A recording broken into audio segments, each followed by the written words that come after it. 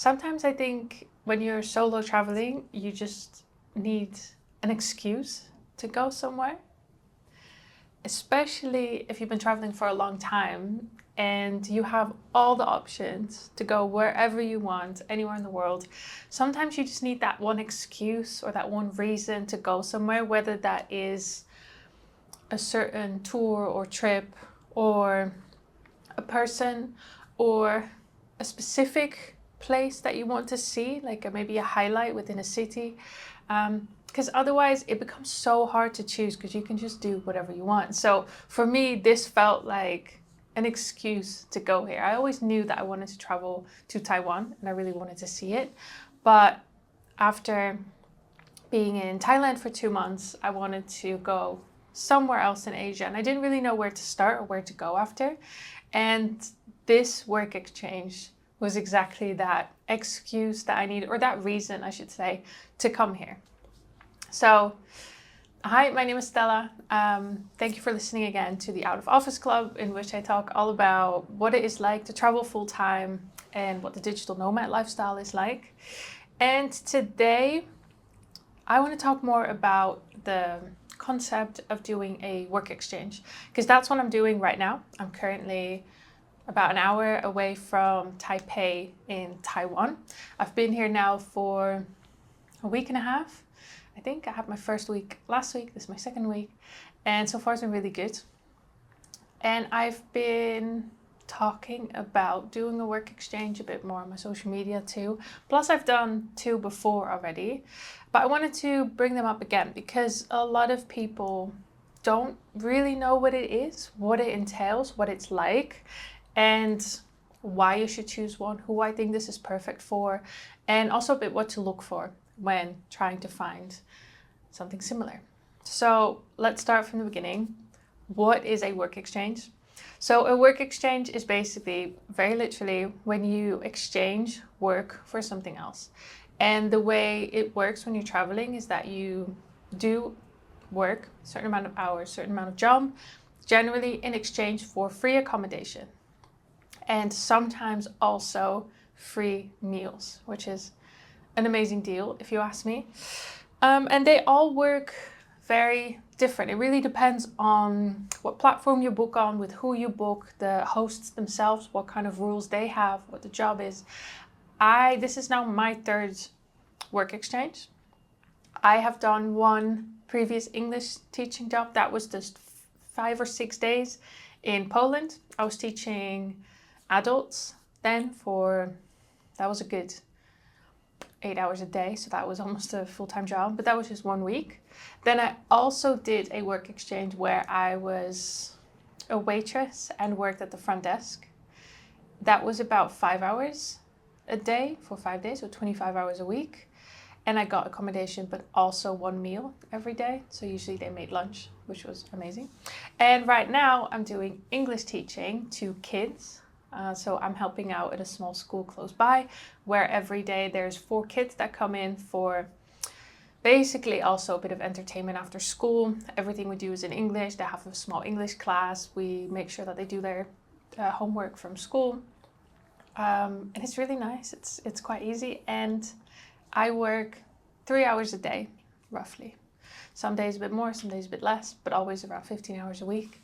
And in exchange for that, I get free accommodation. So that is basically what it is. But there's so many other options too. Think more like marketing. Some people or some places want you to do their social media. There's a lot of hostels on there too, where they say you can stay for free in exchange for working the front desk or housekeeping.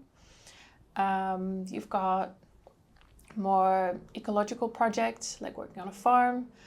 There's anything you can think of that people might need an extra hand with, that is on, or you can find it on different work exchange platforms. The one I've used specifically is Worldpackers. This is now my 3rd time booking with them. I think that they have a really good website to also filter what you want, what you're searching for, how many hours you want to work. One of my recommendations always is that I have a private room, which I have. That is definitely what I look for, which is why mostly a lot of those hostel projects kind of don't work for me. But yeah, you can say how many hours a week you want to work, if you want a private room or shared room, if you wanted to include meals or not. And then you can look all over the world. Like, they have so many options. It's actually insane. It's not just in Europe, but just in Asia. They have it in America and South America and Africa. Everywhere around the world I've seen them. It just really depends on what you look for. Sometimes you can do a work exchange for just a couple days, like the one I did in Poland for a week. Others require you to stay there for at least a month. Like, this one was the same. She said you have to be here then for a month, which also makes sense because they do have to teach you how to do the work. And you know, they want you to get to know the people that you work with or the clients or whatever it is. The one in Italy I did was also a month because there was a lot of info I got the first couple days. So it wouldn't make sense for them to have to explain that every week, of course. So I think it's a great way to travel.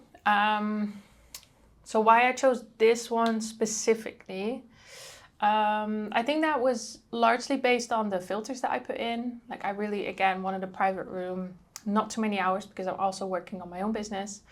And I wanted somewhere in Asia. There were a couple options in Thailand too, Philippines as well, but I just come from there and I was already in Thailand, so I really wanted to go somewhere else. There also were certain options where I felt like the work wasn't really what I wanted. Think like renovating a house or just like being a nanny, for example. Like, those things, to me, not as interesting. But this one I really enjoyed. It was still teaching English, which I always love when I get accepted for that, because I'm not a native English speaker. I'm from the Netherlands. So don't think that you have to be native English. In a lot of countries, if you have, I would say B2, C1, I think you should have C1 level, but you're not a native speaker, they'll still accept you. Same happened for the school in Poland. They called with me and they said, you know, we just want to have a conversation with you, make sure your accent's not too bad. And here they didn't even ask. They're like, well, if you think your English is good enough, plus of course I'm from the Netherlands, so that helps, you can come. So don't think you have to be a native English speaker to do any of this. But I thought the work sounded really nice. Small school, small group, a couple kids all around about 8 years old, so not too young, and only 15 hours a week, and in a smaller town. I thought it would really give me a more local experience, which so far it really has been. I live with the other teacher. She's really, really nice, very friendly. She's already showed me around, like told me where to eat, what to get. We're going out for dinner again tonight. So it's just a really nice way to meet a bit of the locals too, and like the local culture. So this was just a really good trade-off, I think. There are some jobs on the platform that almost require you to work a full-time job in exchange for free stay. And especially when that is in countries or in cities that are not necessarily that expensive, I think it's a rip-off. So just be aware of that. Make sure that you feel like the amount of time and effort you put into it makes sense for the value. Of course, you're going to have to work a bit more to, you know, afford or make sense of a free stay when you go to more expensive cities. Like if you would go to London or Amsterdam, you might have to work a bit more than if you go to more somewhere in the south of Europe or somewhere in Asia. So just keep that in mind. And I felt like this one was really fair. Only 3 hours a day, easy work, and I get to stay for free. I love it. So that's why I chose this. Also, the host again was really nice. So I just thought this was a good deal, basically, and a good experience. So what does my day roughly look like now that I'm here? I wake up whenever I want, usually around 9 or 10. I've been sleeping not great, so I've been getting up a bit later. I either work from here or I go to the library or a nearby cafe and I do my normal work from there. Because of course I work remote. So I work from there. And then usually around 3 p.m. I walk to the school, which is only a 5-minute walk. And then I teach from 3 to 6 roughly. And when I say teach, it's not like we go over grammar so much, or I really have to teach them certain words or concepts or pronunciation or anything. We just talk. So They have to do their homework, and then if they have questions, I'm there to help. Then we do a short English lesson where we just go over a story and we talk about what happens in the story. And I ask them, or I explain to them certain verbs or certain words that they don't understand, or I ask them to give me different examples of the same situation, or give me the opposites of certain words, like quite basic, you know. I mean, they're 8-year-old kids, so they're easily entertained. They just want to talk, and I think that's also most important for them, to just speak a lot of English. And that's what I'm there to help with. And then they also just get to play a lot. So far I've been playing a lot of chess against one of the boys. The other girl likes to draw a lot, so with her I just draw. So really, it's not hard work, right? It's really fun. And then in the evening, I either go out for dinner by myself, or so far I've also gone with my host a couple times, which has been really nice. And then come back, chill, and go to bed. Like, my days have been very relaxed, very nice. And last weekend, I actually on Saturday worked the whole day, and on Sunday with my host we went out. We went to the old town, and then we went for a hike. And it's fun to walk around anywhere with her because she knows exactly where to go. She brings me to the nicest places. And when I say nicest places, I mean like the local places, right? Like, most of them are not even on Google Maps. You just have to know. Everything's in Chinese. I have no idea what's happening, and she'll just order for me, and she knows exactly what to do, which is perfect. Plus, usually I'm the only foreigner there, so I do properly feel like I get the local experience, which is really nice. I just had to adjust a little bit to finding my new routine again, which is always a bit tricky in new places. Here I find it even a little bit more tricky, just because there is a gym, but it's quite bad. And I don't really have a proper place to work here. So it's just my bed, closet, and this tiny little table. But that's it. So if I want to work properly, I have to go to the library or to a cafe, which is completely fine. But that's the only thing. But I struggle with that everywhere I go. That's not this place specifically. But overall, easy, fun. It's just really nice, and a different type of experience. So that is for basically who I think this is for people who want a different experience and a more local experience. It's not just about traveling cheap.